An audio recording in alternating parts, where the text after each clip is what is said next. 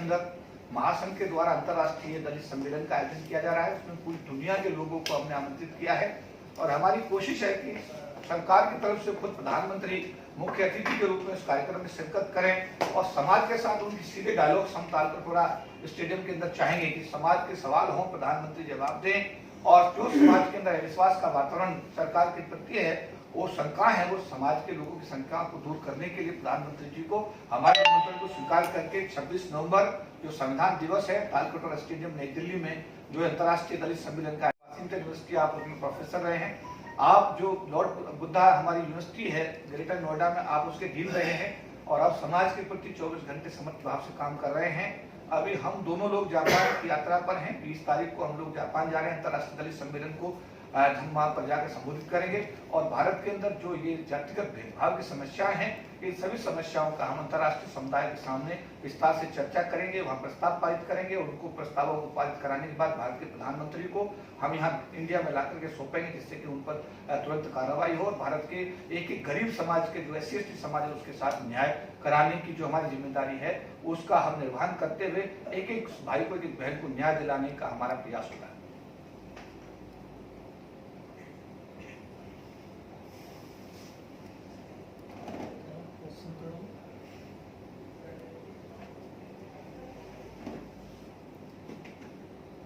Sir 2019 का जो चुनाव है उसको बहुजन समाज की विचारधारा को और बाबा साहब की विचारधारा को जोड़कर देखा जा रहा है कि ये आखिरी लड़ाई होगी बहुजन समाज की कि जो 2019 में अगर बीजेपी दोबारा आते हैं तो संविधान खत्म हो जाएगा। इस तरह की जो बातें हैं वो चल रही हैं, तो इसके लिए आप समाज को किस प्लेटफॉर्म पर ले जाएंगे? समाज को ये बात समझ लेनी चाहिए। अनंत हेगड़े भारत सरकार के मंत्री हैं, केंद्रीय मंत्री हैं अनंत हेगड़े साहब भारत सरकार के, और सरकार के प्रतिनिधि होने के नाते उन्होंने स्वयं कहा है कि हम संविधान को बदलेंगे। तो संविधान ना बदलने का तो प्रश्न ही पैदा नहीं होता है।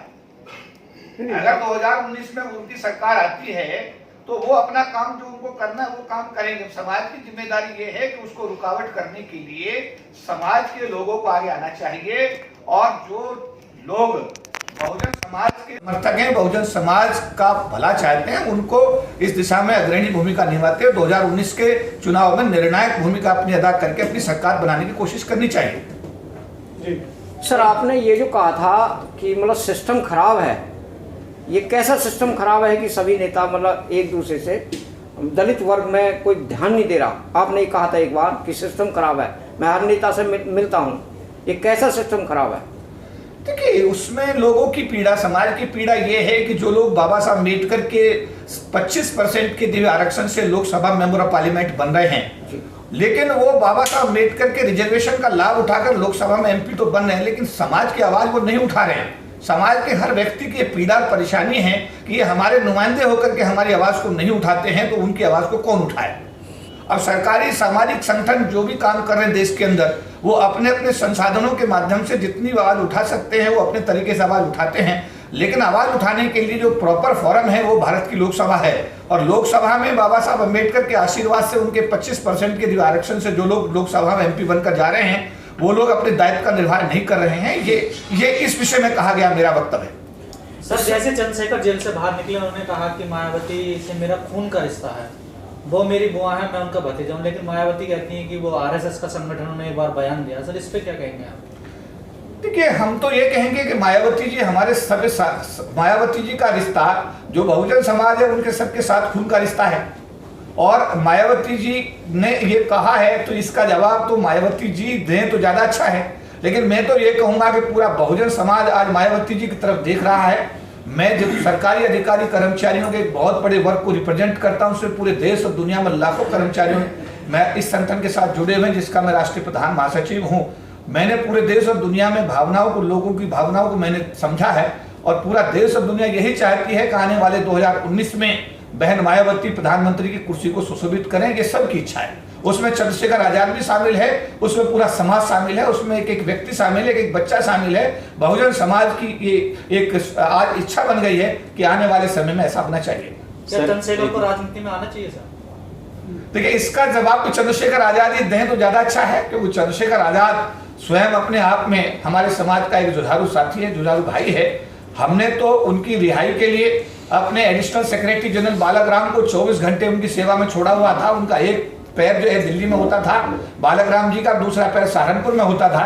हमारे बाद में जो सेकंड पद है सेक्रेटरी जनरल के बाद में एडिशनल सेक्रेटरी जनरल दूसरा पद होता है, और हमने उनको 24 घंटे उनकी सेवा में समर्पित किया हुआ था। और महासंघ ने अपनी तरफ से जो भी उनकी रिहाई के लिए जो भी संभव प्रयास हम कर सकते थे चंद्रशेखर की रिहाई के लिए, हमने वो प्रयास किए। इवन हमने एक लोकसभा की सत्तारूढ़ जो पार्टी है उसके सांसद को भी पूरे देश के लाखों लोगों के सामने मंच से हमने जाने के लिए कहा कि जब आप हमारे समाज की आवाज नहीं उठाते हैं तो आपको यहाँ समाज के सम्मुख बोलने का कोई हक नहीं है। तो हमने हर संभव प्रयास किया और हमें खुशी है कि आज चंद्रशेखर भाई जेल से बाहर आए हैं, और उनके बाहर आने से जो हमारा आंदोलन है उसमें निश्चित रूप से मजबूती आनी चाहिए, ऐसा मेरा विश्वास है। सर क्या सर महासंघ का कोई प्रतिनिधिमंडल चंद्रशेखर से मिलने जाएगा? निश्चित रूप से हम लोग पिछले दिनों भी हम लोग जब वो जेल में थे तो हम लोग जेल में उनसे मिलने गए थे। हमने उनको कुछ आर्थिक सहयोग भी हम यहाँ से लेकर गए थे, लेकिन उन्होंने कहा कि भाई साहब आर्थिक सहयोग की कोई आवश्यकता नहीं है। तो उन्होंने विनम्रता से उस आर्थिक सहयोग को लेने में कहा कि इसकी अब मुझे जरूरत नहीं है। तो लेकिन हम लोग, मैं और प्रकाश अम्बेडकर दोनों यहाँ से गए थे साथ साथ, और जाकर जेल में मिले, उनके साथ काफी लंबी चर्चा हुई और हमने उनको आश्वस्त किया कि आप चिंता ना करें, पूरा समाज आपके साथ है और जल्दी आपकी रिहाई कराने की हम लोग कोशिश कर रहे हैं। सर जैसे कि चंद्रशेखर आज़ाद जब जेल से रिहा हुए तो उन्होंने कहा कि हम भाजपा को उखाड़ फेंकेंगे, लेकिन आप बताइए 2019 के चुनाव में आप क्या देखते हैं, मोदी वर्सेस मायावती या फिर भाजपा वर्सेस बहुजन समाजवादी पार्टी? देखिए ये तो जो आपने सवाल किया है, हालांकि पूरा राजनीतिक सवाल हो गया है मेरी राय में, लेकिन इसमें ये जरूर है, देखिए विचारधारा की तो कहीं ना कहीं लड़ाई तो है भारत में, इस बात से मैं इनकार नहीं कर सकता। विचारधारा, बहुजन विचारधारा अलग है और दूसरी विचारधारा अलग है। जिस तरीके से भारत का संविधान जलाया गया, संविधान जलाने वाले लोगों के खिलाफ कार्रवाई उस तरीके से नहीं की गई। पुलिस की उपस्थिति में संविधान जलाना, पुलिस अधिकारियों को अभी तक निलंबित ना किया जाना, संविधान जलाने वाले सभी लोगों को अभी तक अरेस्ट, एक आदमी को छोड़कर बाकी लोगों को अरेस्ट ना किया जाना, देश के सिस्टम पर सवाल तो खड़ा करता है जनाब। देश का सिस्टम में दो खामियां हैं, देश में जातिवाद की बूतवाती है, इस बात से तो इनकार नहीं किया जा सकता कि देश का तंत्र जातिवाद से प्रेरित है। और अगर एक विचारधारा बहुजन समाज की जो बाबा साहब अम्बेडकर को आज आगे लेके जा रही है, आज मुसलमान देश का बाबा साहब अम्बेडकर को आज मानने लगा है, आज ओबीसी बाबा साहब अम्बेडकर को मानने लगा है, और SC/ST समाज तो बाबा साहब अम्बेडकर का पहले से ही अनुयायी रहा है। तो जो देश की बहुजन जो आबादी है वो आज निश्चित रूप से कहीं ना कहीं अपने आप को ये महसूस तो करती है कि भाई हमारे साथ अन्याय हो रहा है, और उस अन्याय को रोकने के लिए वो लोग आज आगे आ रहे हैं, कि दिख रहा है सोशल मीडिया के माध्यम से। मैं तो सोशल मीडिया के लोगों को इस बात का धन्यवाद करता हूं कि 2 अप्रैल का कार्यक्रम आप लोगों की वजह से संभव हुआ, और 2 अप्रैल का अगर आंदोलन ना हुआ होता तो ये जो एट्रोसिटी एक्ट है इसका संशोधन नहीं होता। मैं बहुत जिम्मेदारी के साथ ये बात कहना चाहता हूं। तो इसका पूरा श्रेय मैं सोशल मीडिया को देना चाहता हूं, आप सब लोगों को देना चाहता हूं कि 2 अप्रैल के कार्यक्रम को पूरे देश के कोने कोने तक पहुंचाने में जिस तरीके से हमारे बहुजन मीडिया ने ईमानदारी से काम किया, मैं आपको सैल्यूट करता हूं और उम्मीद करता हूं कि आने वाले समय में भी आप इसी तरीके से अपनी जिम्मेदारी का निर्वहन करेंगे। सर 2019 में आप अपने आप को चुनाव में कहाँ देखते हैं बसपा की तरफ से? जी 2019 के लोकसभा चुनाव में बहुजन समाजवादी पार्टी में आप अपने आप को कहाँ देखते हैं? देखिए मैं एक छोटा सा कार्यकर्ता हूँ, मैं कार्यकर्ता कल भी था, मैंने बुलंदशहर में भी आपको जवाब दिया था, आज फिर रिपीट करना चाहता हूँ। इतिहास में बहुत सारे मौके मुझको भी आए भारत की राजनीति में ज्वाइन करने के लिए, और भारत के बड़ी बड़ी राजनीतिक पार्टियों के राष्ट्रीय अध्यक्ष ने मुझे बुला करके कहा कि आपको नौकरी छोड़ देनी चाहिए और आपको राजनीति में आना चाहिए, लोकसभा लड़ना चाहिए। पर मैंने विनम्रता से उनसे धन्यवाद करते हुए मैंने कहा मैं जो काम कर रहा हूं मेरे को उसमें आनंद है, और मैं इस काम को आगे भी मैं आपको कहना चाहता हूं। मेरा लोकसभा में, राज्यसभा में, विधानसभा में कहीं जाने का भविष्य में भी कोई योजना नहीं है। मैं अपने समाज की जिस तरीके से सेवा कर सकता हूं मैं उसको आगे भी करता रहूंगा, और इसी में मेरे को एक आनंद की अनुभूति होती है। सर ये चंद्रशेखर आजाद जी को किस बेस पे छोड़ा है गवर्नमेंट ने? किसी ने दबाव दिया है या अपने समय से पहले छोड़ा है या कोई और मुद्दा है? देखिए इसका एक स्वच्छंद जो उत्तर है वो ये है कि ये राजनीतिक एक मुद्दा है। राजनीतिक लोगों ने राजनीति में उनको रिलीज करने के फैसले में कोई ना कोई लाभ देखा होगा, वरना नवंबर तक तो उनको रासुका में रहना ही था। नवंबर से पहले उनको छोड़ना निश्चित रूप से एक राजनीतिक फैसला है। सर बहुजन युवाओं के लिए क्या संदेश आपका? बहुजन युवाओं का मेरा यही संदेश है कि आप सब लोग बहुत अच्छा कर रहे हैं, आप में एक उत्साह है जो मैं देख रहा हूं। सोशल मीडिया में मैं देखता हूँ बहुजन जो हमारे युवा हैं उनमें बड़ा बड़ा उत्साह है, लेकिन मेरा एक निवेदन है कि आपका जोश है, जोश के साथ साथ मैं उम्र में बड़ा होने के नाते ये कहूँगा कि आपको होश भी मेंटेन करना पड़ेगा। जोश और होश दोनों का एक संतुलन बनाने की आवश्यकता है। जोश में आकर के कोई ऐसा काम ना करें जो कि बाबा साहब अम्बेडकर के बनाए हुए संविधान के अगेंस्ट चला जाए, क्योंकि दूसरा जो सामने हमारे सम्मुख जो दूसरा पक्ष है वो आपकी किसी भी कमी को आपको माफ नहीं करेगा। इसलिए हमें अपनी कमी किसी दूसरे के हाथ में नहीं देनी है और अपने आंदोलन को मजबूत करने के लिए पूरी ईमानदारी से बाबा साहब अम्बेडकर के बताए हुए रास्ते पर चलते हुए अपने आंदोलन को एक मजबूत दिशा देने का काम करना है। मेरा दो छोटा छोटा सवाल है। एक तो कि आपकी मीटिंग होती है मेघवाल से, थावरचंद गहलोत से, जो केंद्रीय मंत्री, आपने सारे से क्या आपने ये भी सवाल उठाया था कि जिन लोगों ने गोली चलाई जिसके वीडियो हैं, क्या उस पर सरकार कार्रवाई करेगी? और बीजेपी शासित राज्यों में सबसे ज़्यादा आज मेरे पास 500 SFI की कॉपी आ चुकी है जिसमें महिलाओं से रेप हो रहे हैं, कार्रवाई नहीं हो रही। एक सवाल। दूसरा सवाल ये है कि बहुजन समाज के लिए आप काम कर रहे हैं, आपको क्या लगता है किन लोगों से और किन पार्टी से बहुजन समाज, बहुजन आइडियोलॉजी को खतरा है? देखिए, जो अभी सवाल आपने किया, बहुत सारे सवाल वीडियो के माध्यम से आप चाहें तो उसका वीडियो भी ले सकते हैं, क्योंकि जो डिस्कशन है उसका वीडियो भी बनाया गया था। हमने उनसे यही कहा था कि ये बताइएगा कि आप हमारे समाज के साथ अत्याचार होता है और आपके और हमारे प्रधानमंत्री SC/ST समाज के अत्याचार पे एक शब्द नहीं बोलते, तो ये समाज की पीड़ा का एक विषय है, बहुत बड़ी समस्या है। समाज का हर व्यक्ति पीड़ा महसूस करता है कि आप प्रधानमंत्री देश के SC/ST पर हो रही एट्रोसिटी पर एक शब्द नहीं बोलते हैं। तो उनका जवाब था कि वो बोलते हैं लेकिन कुछ देर से बोलते हैं, 1 महीने 2 महीने बाद बोलते हैं। तो हमने कहा उनको 1 या 2 महीने बाद बोलने का कोई विशेष कारण नहीं होना चाहिए, और देश में जो भी SC/ST के साथ एट्रोसिटी होती है, भारत के शासन अध्यक्ष होने के नाते माननीय प्रधानमंत्री जी को SC/ST समाज की जायजतियों पर भी बोलना चाहिए, उसका विरोध करना चाहिए। दूसरा, अभी आपने सवाल किया, उन्होंने हमको जो आश्वस्त किया है, जो उन्होंने हमको एश्योरेंस दिया है कि हम बहुत जल्दी सभी बच्चों को जो 2 अप्रैल को अरेस्ट हुए हैं, जिन लोगों ने अत्याचार किया है, जो पुलिस कर्मियों ने अत्याचार किया है, जो जनरल कैटेगरी के लोगों ने अगर गोली चलाई है, उन सभी मुद्दों पर सरकार दोषी लोगों के खिलाफ कार्रवाई करेगी। निर्दोष बच्चों को हम जेल से छोड़ने का काम कर रहे हैं। नहीं, एक सवाल और बच गया था कि किन लोगों से और किन दलों से बहुजन आइडियोलॉजी को खतरा है? देखिए, मैं अभी कनाडा में इस बात का जवाब दे रहा था, उसको मैं आप इस समय थोड़ा सप्लीमेंट करूंगा। मुझसे पूछा गया कि जातिवाद, भारत में जातिवाद की स्थिति क्या है और जातिवाद क्यों है। तो मेरा सवाल का जवाब यह था उस दिन भी कि जातिवाद कुछ लोगों ने अपने वेस्टेड इंटरेस्ट यानी निहित स्वार्थों की प्रतिपूर्ति के लिए जातिवाद को तैयार किया हुआ है। AB, O और AB 4 ग्रुप हैं ब्लड के पूरी दुनिया में, 5वां ग्रुप ही नहीं है, वो हर जाति में उपलब्ध है।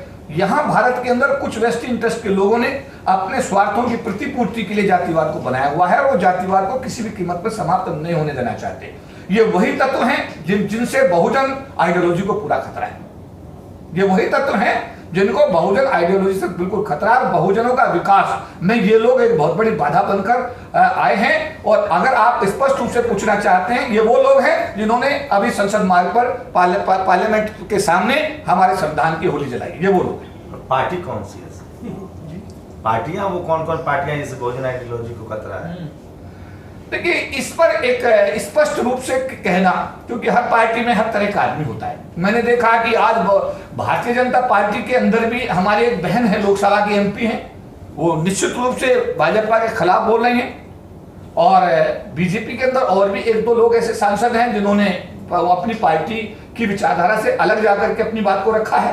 कांग्रेस के अंदर भी ऐसे कुछ लोग हैं जो बाबा साहब मिशन को हमेशा सींचने का काम करते रहते हैं। खड़गे साहब लोकसभा में बोलते हैं तो बड़ा अच्छा बोलते हैं।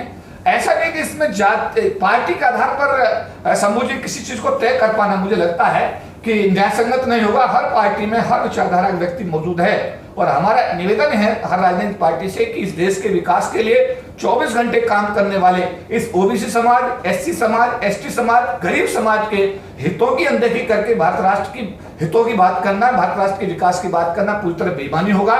इसलिए सरकार को चाहिए, सभी राजनीतिक दलों को चाहिए कि इस गरीब तबका जो भारत के विकास के लिए 24 घंटे काम कर रहा है, उसके विकास के लिए उनको एक ठोस नीति लानी चाहिए। पार्टी हितों से थोड़ा ऊपर उठना चाहिए, राष्ट्र हित को अपने सामने रखते हुए इस देश के गरीब तबके के लिए कुछ काम करना चाहिए। और इसमें आज आप TV चैनल के माध्यम से भारत की सरकार से मैं एक पुरजोर मांग करता हूं कि जो गरीब बच्चे गाँव में रह रहे हैं हम लोगों के, और जिन लोगों को नशे की आदत डाल दी जा रही है, जिन लोगों को आज के डेट में कोई दिशा नहीं है, मैं भारत की सरकार से ये निवेदन करना चाहूंगा, क्योंकि निवेदन आज का नहीं, हमारा बहुत पुराना निवेदन है। मैं सरकार से निवेदन करना चाहूंगा कि जो पैसा बाबा साहब अम्बेडकर संविधान में प्रावधान देकर गए थे, 2 लाख करोड़ रुपया अगर केंद्र सरकार के बजट में SC/ST के डेवलपमेंट के लिए बनता है और इतना ही पैसा राज्य सरकारों के बजट में बनता है, तो 4 लाख करोड़ रुपया माननीय प्रधानमंत्री जी SC/ST समाज के विकास के लिए आप इन गरीब बच्चों, इस समाज के गरीब बच्चों के लिए एजुकेशन के स्कूल आप दे दीजिए, नर्सरी से लेकर के ग्रेजुएशन तक का। एक तहसील में 1000 बच्चों का स्कूल अगर आप बना देते हैं, औसतन एक जिले में 4 तहसील हैं, तो 4000 बच्चे एक जिले से पढ़कर निकलेंगे। 650 जिलों से लाखों बच्चे हर साल पढ़कर जब निकलेंगे, एजुकेशन इन गरीब समाज के लोगों के हाथ में होगी, तो इनकी गरीबी अपने आप दूर हो जाएगी। निजी क्षेत्र में आरक्षण की व्यवस्था आपको इसलिए करनी चाहिए कि निजी क्षेत्र में जमीन सरकार दे रही है, वो भी सस्ती दरों पे दे रही है। बैंकों का पैसा है, किसी उद्योगपति का अपना पैसा नहीं है। जब सारे संसाधन भारत के इस्तेमाल हो रहे हैं, तो भारत के गरीब तबके के लोगों के लिए निजी क्षेत्र में आरक्षण की व्यवस्था क्यों नहीं होनी चाहिए? ये आज का एक बर्निंग इशू हम लोगों के सामने है। तो प्रधानमंत्री जी हमारा कहना है, अभी उनके पास में करीब 6-7 महीने वो उनका कार्यकाल अभी है, नए चुनाव उससे पहले अगर वो गरीब बच्चों के लिए एजुकेशन इंस्टीट्यूट तहसील के स्तर पर रेजिडेंशियल स्कूल बना के दे दें हमारे गरीब बच्चों के लिए, और साथ साथ जो आज हमारे बर्निंग इशू जो उनके सम्मुख पड़े हुए हैं माननीय प्रधानमंत्री जी के, उन पर वो त्वरित कार्रवाई अगर करते हैं, समाज को एक भरोसा विश्वास देते हैं, तो मुझे लगता है कि आने वाले समय में उनको एक अच्छे प्रधानमंत्री के रूप में हमारा समाज याद करेगा। सर एक और सवाल है, आपने मेरे सवाल का अगर जवाब नहीं दिया, वो आपका हक है, दे या ना दे, सवाल पूछना मेरा काम है। एक आखिरी सवाल है कि आप समाज के प्रबुद्ध हैं, पूरी दुनिया में समाज को रिप्रेजेंट कर रहे हैं।